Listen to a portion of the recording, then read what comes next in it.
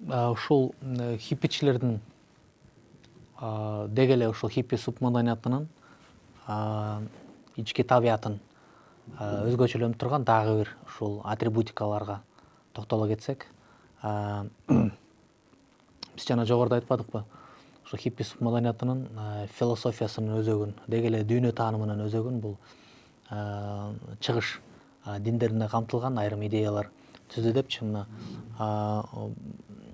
бул хиппи субмаданиятынын өкүлдөрүнүн көпчүлүгүнүн биз дээрлик көпчүлүгүнүн жылаң айлак жүргөнүнө күбө болсок болот да. Алар жылаң айлак жүрүшкөн.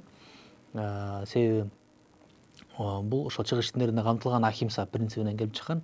Өзгөчө ушул буддизмдин бир буддизм, индуизм ушул глобалдык диндеринин алкагындагы калыптанган дагы бир диний канат бул жайнизмдин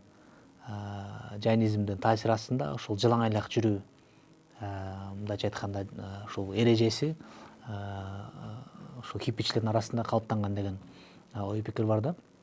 Себеби жайнисттер жайгышы ушул жерде жөргөлөп бараткан кумурсканы дагы өлтүрүп албоо максатында ушул жылаң айлак жүрүшөт экен. Мына ушул идеянын, ушул көз караштын таасири астында хиппичилер да жылаң айлак жүргөндү жакшы көрүшкөн. Эми бул хиппичилердин дагы бир айырмалап турган символикасы катары биз булардын жана пацифик белгисин, пацифик эмблемасын атай кетсек болот да. Бул пацифик эмблемасы алгачкы жолу ушул ядролук куралга каршы күрөшкөн глобалдык кыймылдын символу катары келип чыгып, бара ушул хиппичилер дагы ушул пацифизм идеясын абдан катуу кармагандыгы үчүн, ушул идея үчүн күрөшкөндүгү үчүн дээрлик бул пацифик белгиси ушул хиппи субмаданиятын мүнөздөп турган, муну айырмалап ажыратып турган бир символикалык белги болуп калды. Эми ушул хиппичилер биз жогоруда белгилегендей өздөрүнүн жанакы массалык жүрүштөрүндө, жана саясий күрөштөрүндө системага каршы чыкты дебедикпи? Булар системага каршы чыгуу менен ошол өздөрү курчап турган дүйнөнү өзгөртүүгө аракет жасашкан. Ушул хиппи субмаданиятынын таасири астында ушу 60-жылдары келип чыккан жана жаштардын массалык жүрүштөрү, ушул булардын таасири астында Америка Кошмо Штаттарында эле эмес, бир катар ири европалык мамлекеттерде келип чыккан жаштардын, биринчи кезекте студенттердин саясий кыймылдары бул өз кезегинде социология илимин дагы оор кризиске, мындай теориялык концептуалдык кризиске дуушар кылган десек болот да. Себеби буга чейин ушул жаштар социологиясында айрыкча ушул жаштарды өзүнчө социалдык феномен катары изилдеп келген, ушу адистешкен тармак катары мындай теориялык кризиске кириптер кылды. Себеби буга чейин ушул жаштар социологиясында жаштарды ушу социал демографиялык топ катары изилдеп келген, үстөмдүк кылган негизги бир парадигма, бул түзүмдүк милдеттик парадигма. Биз аны кыскартып функционализм парадигмасы деп атап койсок болот. Ушу функционализм парадигмасы орун алып келген. Ал функционализм парадигмасы ушу 60-жылдардагы дээрлик 10 жылга созулган ушул жаштардын саясий жүрүштөрүн, ушу массалык жаштардын кыймылдарын, табиятын түшүндүрүүдө алыс болуп калган. Мына ушунун айынан жаштар социологиясында эле гана эмес, жалпы эле теориялык социологияда дагы бир кризистик көрүнүш келип чыккан. Анан бара ушул кризистик көрүнүштү социология илими жеңип, андан кийин жаңы теориялык куралды, бул конфликт парадигмасына негизделген жаңы теориялык куралды иштеп чыккан десек болот да. Мына ушул өңүттөн алганда бул хиппи субмаданияты, бул субмаданиятынын социологиянын теориялык концептуалдык калыптанышындагы, өнүгүшүндө дагы мындай бир тийгизген таасири зор десек болот да. Эми бул хиппи кыймылы дээрлик ушул 70-жылдары өзүнүн таасирин жогото баштайт. Бирок бул хиппи субмаданиятын кайрадан жандандыруу, реанимация кылуу аракеттери ошо 80 жылдардын аягында, ошондой эле 90 жылдардын башында да орун алган, бирок алар мурдагыдай масштабка ийгиликке ээ болгон эмес. Мына биз ошондуктан хиппи субмаданиятынын айрым гана азыр элементтери сакталып калды десек болот да. Мисалы азыркы заманбап мезгилде ошо хиппи субмаданияттарынын көпчүлүк жанакы тышкы атрибутикасын, маданий символикалардын элементтерин өзүндө алып жүргөн жана хипстерлердин субмаданиятынан көрүп билсек болот да. Бирок хипстерлер албетте буларды ошол хиппилерден айырмалап турган бир катар өзгөчөлүктөр бар. Булар хипстерлер, маселен, хиппичилердей мисалы нон конформисттер эмес. Хиппичилер булар системага каршы мындай күрөштү алып барышкан. Мындайча айтканда, булар өздөрүнүн айлана чөйрөсүн, курчап турган чөйрөнү, коомду, адеп ахлак нормаларын, жүрүм турум эрежелерин бүтүндөй коомду, саясий түзүмдү алмаштырууну көздөшсө, хипстерлер буларга караганда өзүнүн конформизм менен айырмаланат десек болот да. Эми ушул хиппи кыймылы бара-бара өзүнүн таасирин жоготуп, ушул бир катар башка, өз кезегинде бир катар башка субмаданияттардын келип чыгышына түрткү берет да. Алардын ичинде биз панк субмаданиятын өзгөчө белгилеп койсок болот. Панк субмаданиятынын негизги калыптануу мезгили ушу 70 жылдарга туура келет да. Анан ушу 70 жылдардын аяк жагында 80 жылдары булар өзүнүн мындайча айтканда өнүгүшүнүн, өзүнүн таасиринин мындайча айтканда жогорку чекитине, туу чокусуна жетет.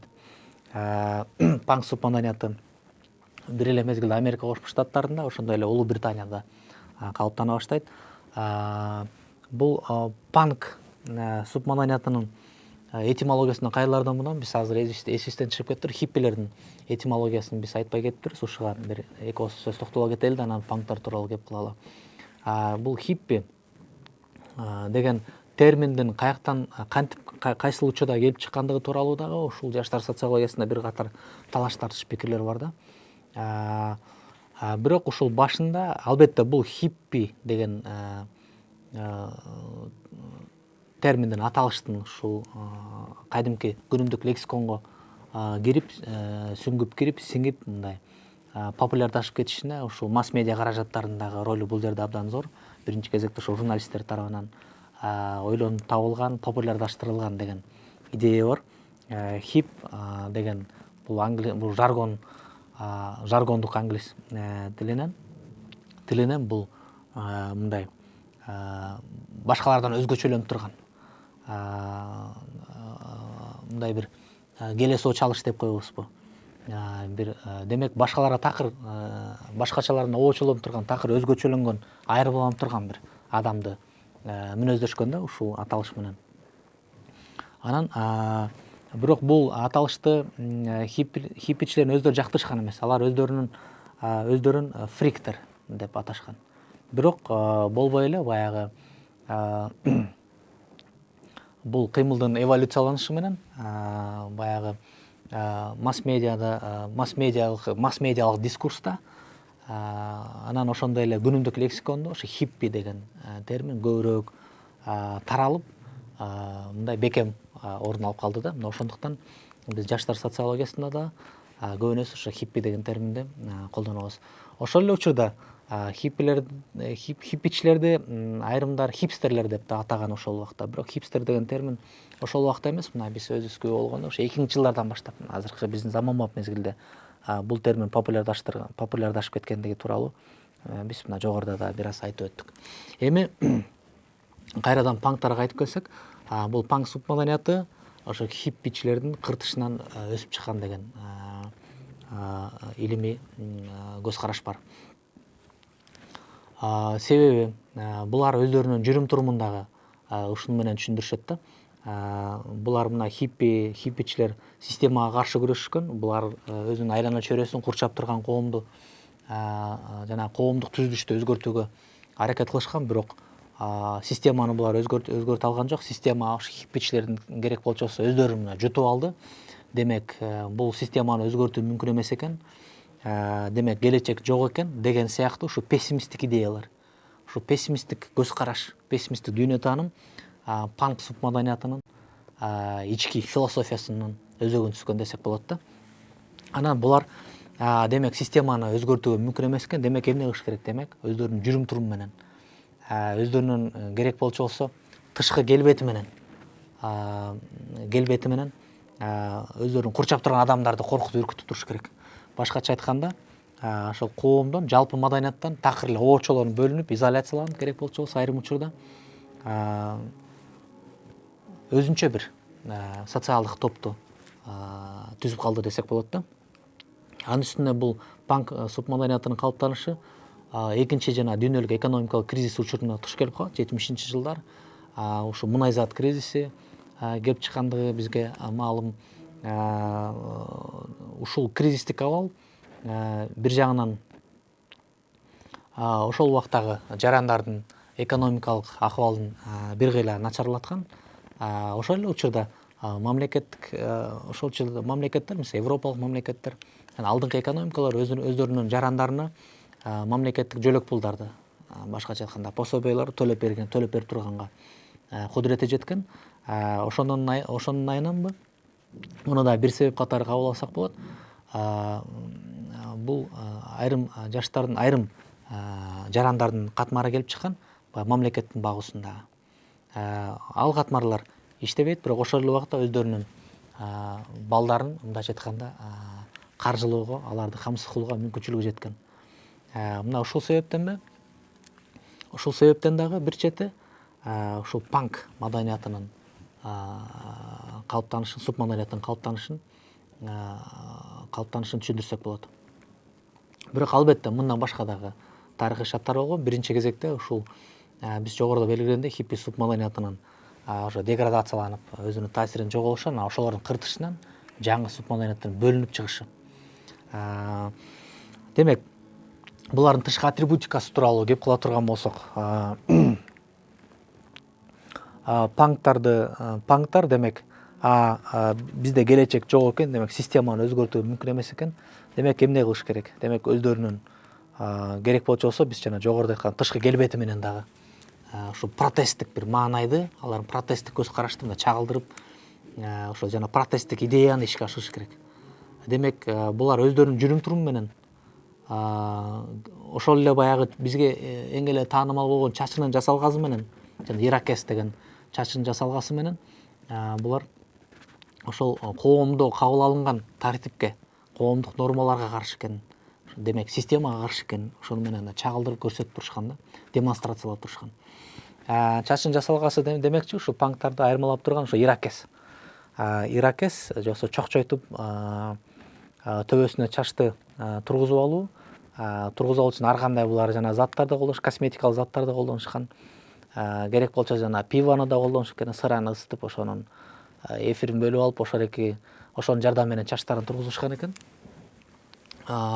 Ошондой эле булар өз кезегинде мисалы байкерлердин да таасирин алышкан. Аны биз алардын кийген булгары кийимдеринен, курткасынан байкасак болот. Жанакындай кыйшык, ири зыдырмасы бар, аны орусча жаргон касуха деп коебуз. Ошондой курткаларды кийишкен. Оор аскер ботинкелери, анан джинсылар, айрылган джинсылар. Атайын булар жасалма жол менен джинсыларын айырышкан. Жасалма жол менен джинсыларын өңүн кетирип, жанакы эски джинсыга айландырып, мына ошонун негизинде булар өздөрүнүн тышкы, мындайча маданий атрибутикасын калыптандырган десек болот да. Ошондой эле булар ошо байкерлерге мүнөздүү некросимволдорду колдонушкан. Жана диет стили, булардын кийген кийиминде өзгөчө кара түс негизинен үстөмдүк кылат. Ошондой эле өлүм темасына байланышкан символдор, билегине тагына турган браслеттер, мойнуна тагына турган браслеттер, бул жерде металлдан жасалган элементтердин дагы басымдуу кылганына күбө болобуз. Демек, ушул өңүттөн алганда панктар булар хиппилердин катарынан келип чыкканы менен ошол эле убакта байкерлердин дагы таасир астында болгон десек болот да. Булардын тышкы келбетин жасалгылоодо да жана косметиканы колдонушу да буларды айырмаланып турат да. кыздар менен катар эле эркек балдардын дагы ушу косметиканы колдонушу, тышкы мисалы беттин жасалгалоодо жанагы цирктеги клоундор сымал булар ар кандай боекторду колдонушкан. Ар кандай боекторду колдонуп, мындай ошо курчап турган элди коркутуп үркүтүү үчүн ушундай ар кандай макияждарды жасашкан.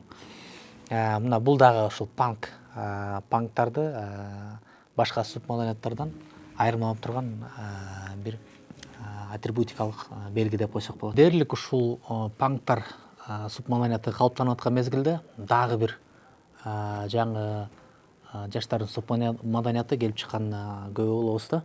Ошол 70-жылдар жылдар аралыгында, бирок бул субмаданият ага чейин эле мунун баягы идеялык мындай өзөгү ага чейин түзүлгөндүгү тууралуу дагы тарыхый факттар бар. Бирок ошентсе дагы бул өз алдынча жаштар субмаданияты катары ушу 70-жылдар жылдары панктар менен дээрлик мына параллелдүү түрдө келип чыккан. Бул растафарилер же болбосо растамандар. Кыскартып эле раста субмаданияты деп дагы атап койсок болот.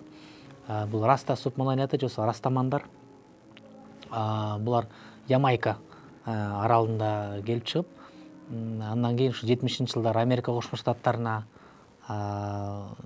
ушу Ямайкадан мигранттардын келе башташы, бул субмаданияттын жайылышына, кийин Америка Кошмо Штаттарына жайылышына, популярдашышына, андан бара-бара кийинчерээк дээрлик ушу европалык мамлекеттерге да жайылышына өбөлгө түзүлгөн да. Ушул өңүттөн алганда айрым иммунологдор ушул растамандар керек болчу хиппи кыймылын жаштар субмаданиятынын ордун басты деген дагы ойлорун билдирип жүрүшөт да. Бирок албетте бул растамандар хиппичилердей ири таасирге, ошондой эле масштабка ээ болгон эмес. Ошентсе дагы бул растамандар же болбосо растафари субмаданияты тууралуу өз алдынча кеп кылууга бул татыктуу. Эми булардын негизги музыкалык стили дагы, музыкалык жанры дагы, анан жүрүм турумдары дагы негизинен биз буга чейинки атап өткөн субмаданияттардан дагы бир топ эле айырмаланып турат. Булардын негизги музыкалык стили катары регги стили аталып жүрөт. Ал эми ушул регги стилин популярдаштырып,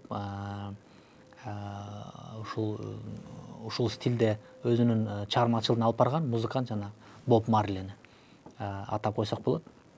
Мына ушул регги стили дагы кадимки калыптанган батыш музыкасы, мисалы рок музыкасынын катарында эле регги музыкасы дагы популярдаша баштагандыгын белгилеп өтсөк болот. Мисалы ушул 70-80 жылдар, 70-80 жылдар аралыгы, анан аны менен катар эле ушул регги стили менен катар эле ушул растамандардын субмаданияты дагы жаштар арасында тарап, популярдуулукка ээ болуп, өзүнүн катарын толуктай баштаган. Ошондой эле буларды өзгөчөлөнүп турган дагы бир нерсе, булардын биз тышкы символикаларынан да байкасак болот да. Бул тышкы символикаларына жанакы биологияда каннабис деп аталып жүргөн, же болбосо баягы кадимки күнүмдүк лексикабызда кара куурай, же болбосо марихуана деп атап жүрөбүз. Мына ушул наркотикалык заттын ээн эркин кеңири практикаланышы ушул растамандар субмаданиятын, жаштар субмаданиятын башкалардан айырмаланып турат да. Бул жерде бул марихуана өсүмдүгү бул өзгөчө мааниге ээ. Бул субмаданияттын деги эле дүйнө таанымында, көз карашында, ушу ички философияда өзгөчө мааниге ээ болгон. Ошол марихуана аркылуу ошол Баңгисаттын жанакы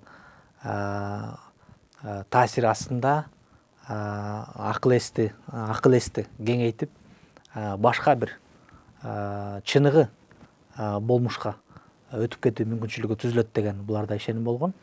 Ошонун негизинде буларда абдан ээн эркин практикаланып келген да. Эми албетте ошол убакта негизинен көпчүлүк эле батыш мамлекеттеринде бул баңгизат тыюу, бул баңгизатка колдонууга тыюу салынгандыгы белгилүү. Ал эми азыркы убакта биз билебиз, мынакей ушул былтыркы жылы ошондой эле ага чейинки ушул 5-6 жыл мурдагы болуп өткөн окуяларга өзүбүз күбө болдук. Интернет барактарынан, башка маалымат бактарынан күбө болуп атабыз.